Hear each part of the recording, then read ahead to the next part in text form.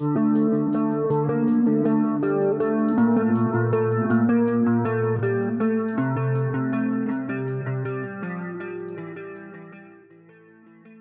sampo palsu di Kabupaten Tangerang terungkap Selasa, tanggal 28 Desember tahun 2021.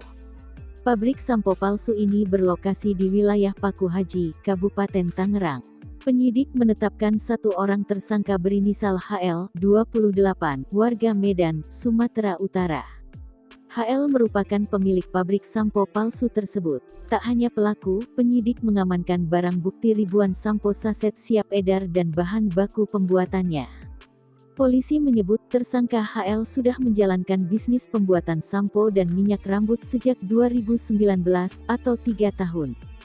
Hal itu disampaikan Kasubdit Indak Ditreskrimsus Polda Banten Kompol Condro Sasongko saat rilis kasus di Mapolda Banten, Jumat, tanggal 31 Desember tahun 2021.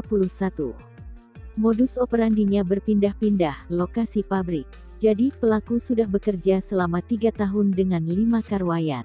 Ini beredarnya sudah cukup lama dan kita temukan di wilayah Tangerang, kata Condro kepada wartawan. Dijelaskan Condro, terungkapnya pabrik sampo palsu berawal dari adanya laporan masyarakat di wilayah Mauk, Kabupaten Tangerang. Produk yang dibuat HL tak hanya beredar di wilayah Provinsi Banten saja, tapi juga di wilayah Palembang dan Lampung. Untuk sementara beredarnya di wilayah Banten, Lampung, dan Palembang. Dikirim melalui jasa ekspedisi, kata Condro. Gunakan merek terkenal, menjangkau masyarakat menengah ke bawah. Menurut Condro, keuntungan besar yang diperoleh HL wajar.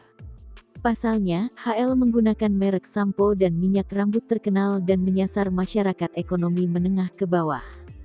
HL menggunakan kemasan dan merek yang dikeluarkan oleh PT Unilever seperti sampo Pantene, Clear, Sunsilk, Dove, Head and Shoulder serta minyak rambut atau gel merek Gatsby.